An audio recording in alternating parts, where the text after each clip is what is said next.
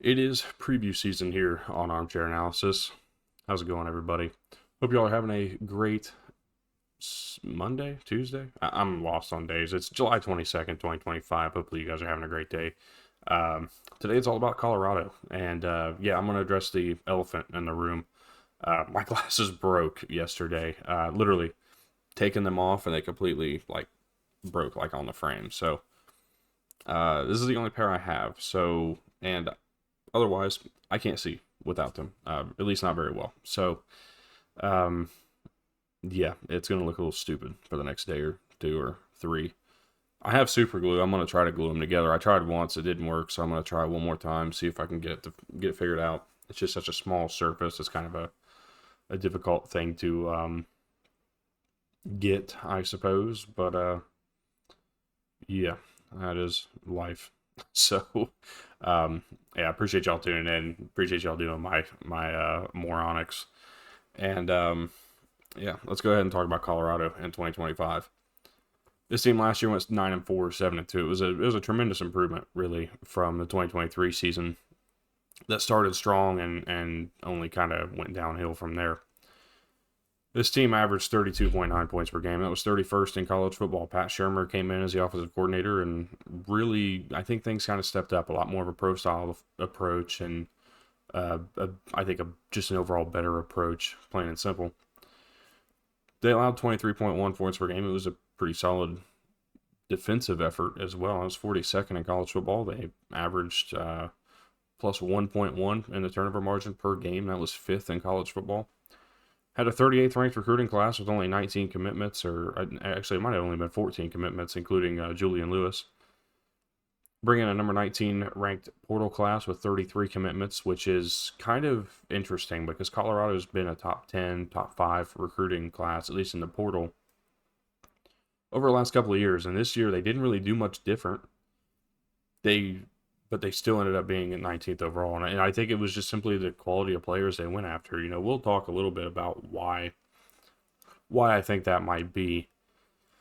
But they go into 2025 with some high expectations, I think, especially in the Colorado circles, and everybody else, at least me personally, I don't know how much you can improve off of last year with the schedule that you're bringing together this year, the players you're trying to put together this year. To me, it just doesn't really feel like it's going to be an overly great build up for this team. Look, Coach Prime, Deion Sanders, he's fantastic. You know, he's really good at putting these teams together. He's really solid on the recruiting path. And obviously, when you're a Hall of Famer, you can kind of say what you want to say, do what you want to do as that kind of guy, and your name carries a bunch of weight. But at the same time, how are these guys fitting into the new system? Pat Shurmur, again, it's more of a pro style approach. This is not really anything we've ever seen from Caden Salter. And as much as I like Caden Salter, I thought he was really solid at Liberty. What can he be this year? And we'll talk about this offense as a whole right now, I guess, since that's where I'm going. They returned 3 starters, one of which on the offensive line. The other 2 are expected to be bench pieces on the offensive line because they bring in 4 new linemen in the portal. And, you know, Jordan Seaton is returning at left tackle. He's expected to be there, and I think that's a big deal. For a team that's pass blocking grade was 71.9, that was 26th in the Power 4. Their run blocking grade was 60.4, that's 43rd in the Power 4. This team does not have a lot returning, not a lot of production, and truth be told, not a lot of Power 5 experience. Caden Salter coming over from Liberty. If he's the quarterback, what are they going to do? Are they going to be a quarterback run team? Are they going to be able to continue to throw the ball the way they did last year? I don't really see that happening, but it's possible. You know, we talk about guys like Haynes King having like one of the lowest numbers in terms of in-air yardage per pass. Caden Salter, I could only see being a similar build-up and a similar style. They got 2 running backs. I expect Dallin Hayden to be the starter. Michael Welch is expected to be a backup. They have a couple others that could run into that too, but I think Dallin Hayden's going to be the number one back. Hasn't had that responsibility placed upon him before. It's his turn. Can he get the job done? Question to be answered. At wide receiver, you got Amarion Miller, or Draylon Miller. Amarion Miller is a guy that they're really excited for, expecting to be a big piece of this offense, and I think that he'll be kind of the guy they go to in those short passes. But he could also be the deep threat. He's an interesting player that I think, can kind of do a little bit of everything. But they're losing every star receiver they had in the last couple of years, and I think that's going to be an interesting point to watch, is how do they replace what they've lost. That really the question of it all. Shadur Sanders, the Caden Salter. Look, I don't care what you really think about what happened in the NFL draft. Shadur Sanders is a top, I'd say a first 2-day pick at the least. I'm not going to say he should have been a first round pick, because I don't know, but he certainly was a first 3-round worthy pick.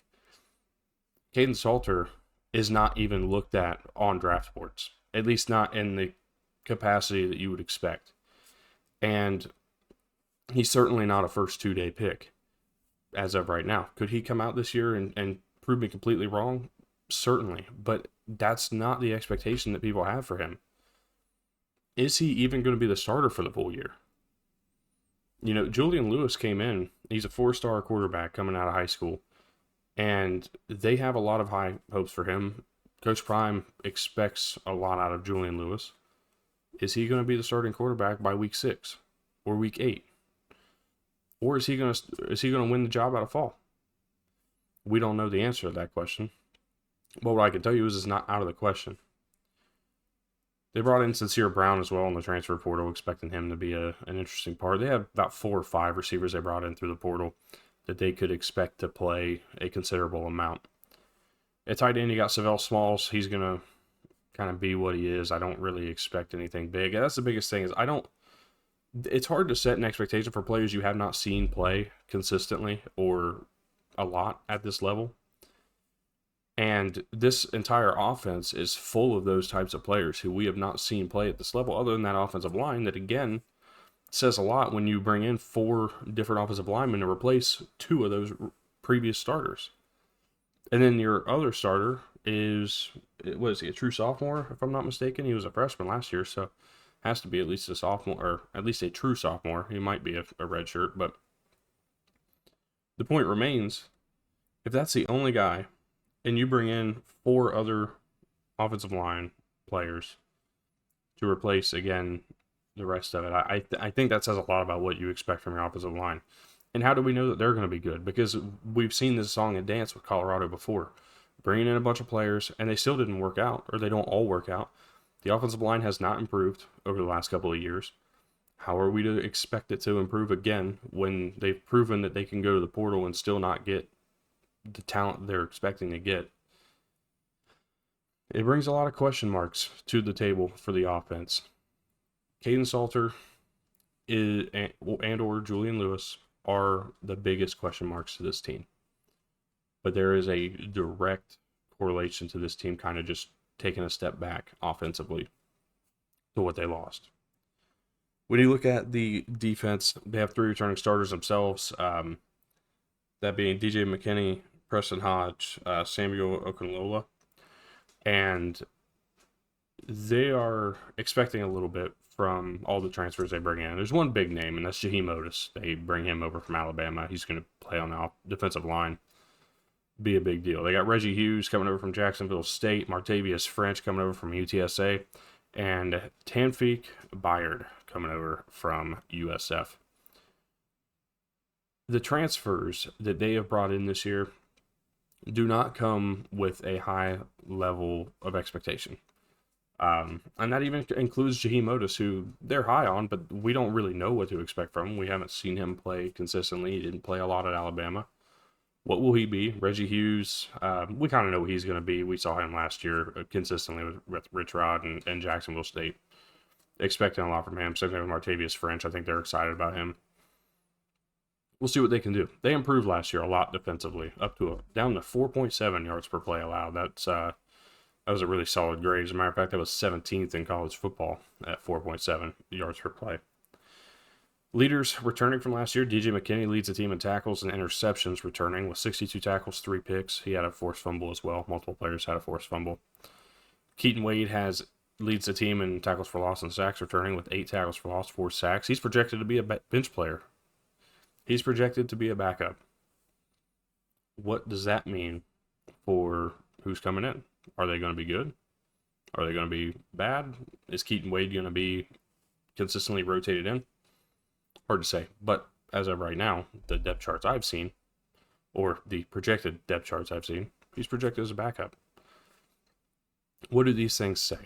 And, this team, this defensive unit led by Robert Livingston, 15 interceptions, 14 forced fumbles last year. That's 29 turnover opportunities last year that they had in their hands. And, of course, a lot of that came from the fact that you had a guy named Travis Hunter on your team who is really solid. But they're just really good at getting after the football. They're very aggressive. And a lot of that comes from the coaching style. I mean, Coach Prime was an aggressive player, is an aggressive coach, especially on the defensive side and what he expects from his defenses.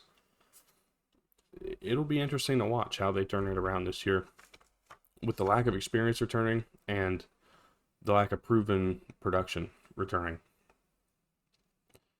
My overall thoughts on this team, I kind of unfortunately skipped out on a couple paragraphs on some teams, but this team I felt I really needed to explain my thoughts on. This team lost a lot from 2024. How does the offense develop? Will Caden Salter start all 12 games, as I asked earlier? Who steps up on defense to carry last year's success? I think part of that's going to be DJ McKinney, but who's going to step up in the front seven and play well? Who's going to be the new, not the new Travis Hunter, because there isn't another Travis Hunter, but who's going to step in and play that kind of role and be that good in the secondary? Will McKinney continue his success from last year, or did he only have his success because Travis Hunter was on the other side? And that's not a slight to him, because he made the plays. He made Colorado a team you didn't want to pass the ball against. But now going forward this year, DJ McKinney is clearly known. So how does that put in for Makari Vickers, RJ Johnson, Ivan Yates? How do those guys step in? Whoever it ends up being, step in. How does Preston Hodge play the nickel position? I mean, what do these guys end up doing to put themselves in a true position to succeed? That's kind of my biggest question mark right now about this Colorado team. Looking at their schedule, it's brutal. I mean, you start with Georgia Tech, who is good. And I'm going to be honest with you, if you've seen my Georgia Tech preview, I've changed my tune already. It was that quick. That my opinion has changed big time. You look at that road trip on a Friday night to Houston, that's going to be a tough game. BYU, that's a little bit lighter now. Obviously, Jake Retzloff's gone. He's off to Tulane. How do they look now offensively? TCU, even at home, that's a tough game. Iowa State at home, that's a tough one. Utah on the road, that's tough. Arizona, not light. At West Virginia in November, when they finally have figured out who they are and what they're going to be, yeah, okay. Arizona State at home, I don't care where that game's at, that's a tough one. On the road against K-State to end the season, this is a brutal pull for Colorado this year. It's not going to be another 9-win season. They may not even win 7. There's a realistic chance that they don't even make bowl eligibility. As a matter of fact, it's more than realistic. It's, at least in people's minds who are not, and I'm not going to say this negatively because I don't mean this in a negative light, but people who are not just going to be Coach Prime no matter what are going to agree that this team may not go bowl eligible this year. This team may not make a bowl game this year. And if they do make a bowl game, what games do they have to pull upsets in? You're already handed an easier path by playing BYU without Jake Retzloff, who could easily be a problem for anybody. You're already being somewhat... You get 2 guaranteed, I'm going to say guaranteed wins, because Wyoming didn't improve much. Delaware's brand new. Every other game you have to earn in this Big 12 conference. And there are games that you will not be favored in. As a matter of fact, there are probably...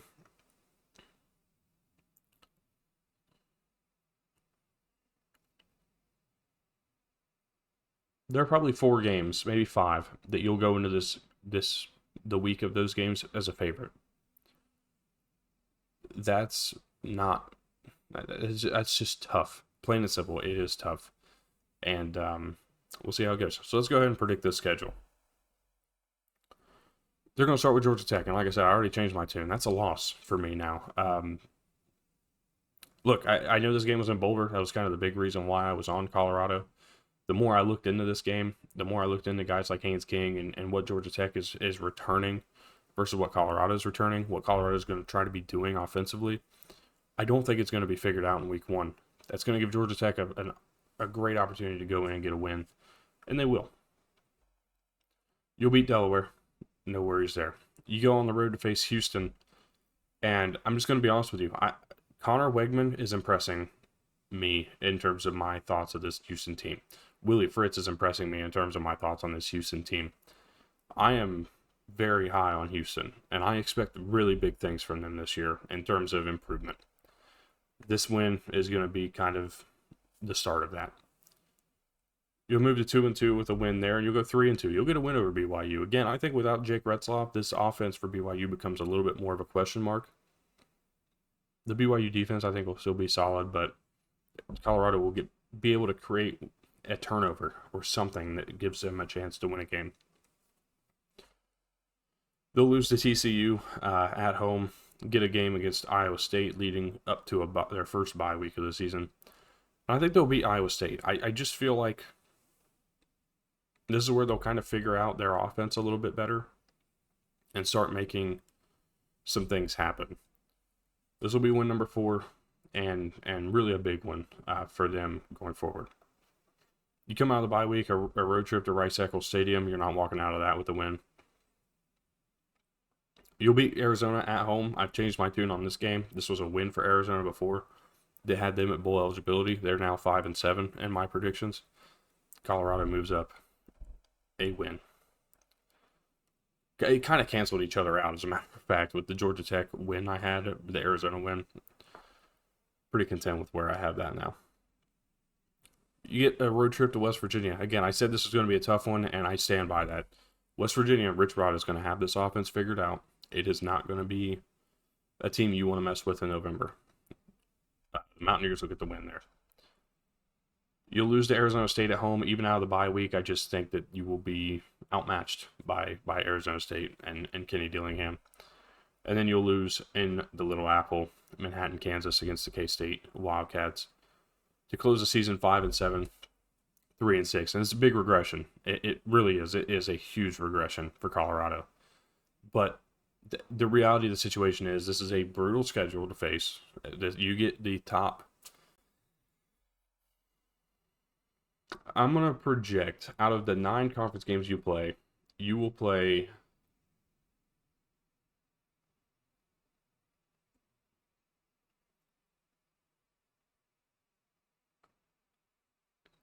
7 of the top 10 teams in the conference. That's my prediction. 7 of the top 10.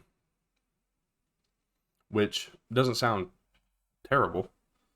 But when you are not one of them, even on paper, you are not one of them. And when you are not one of them, that can be last year's Arizona State, I don't think. I just don't see it with this team. You're going to get Houston. Houston's going to end up a top 10 team in this conference. They're probably going to be closer to top 5 than they are anything. TCU is going to be top 5. Iowa State's going to be top 10. Probably 6 or 7. Utah is going to be top 5, probably, if we're really looking at this. West Virginia is going to be top 10. Arizona State's going to be top 5. Kansas State's probably going to be pushing for top 5, maybe even just outside. That's brutal. That is very tough. And then even BYU, we don't guarantee anything that they're going to be. So what could they turn into? It is tough. And that's just plain and simple what it is. And it's unfortunate because I like when Colorado's good. I think it's a really cool storyline, and it gives us something extra to talk about. It gives us, the Coach Prime effect, if you will. But I just don't think it happens this year. I think that this is a year where they kind of revert back to reality, and we'll see what comes from it. So, appreciate y'all tuning in and all the support over the recent years. Again, we're trying to hit 150 subscribers by the end of the month. We got 9 days left. Let's do it. Let's hit 150. We are at 136 right now. You guys are hitting the subscribe button. You guys are getting these out there. If you're new around here, leave a like. You may not even know that you're not subscribed. Hit the subscribe button. We're in the midst of 68 teams in 69 days. I got a double upload coming up here later this week. Probably going to be today, actually. We'll get Iowa their own another video here later tonight, probably about 8 o'clock p.m. Eastern time. You can find that Iowa video.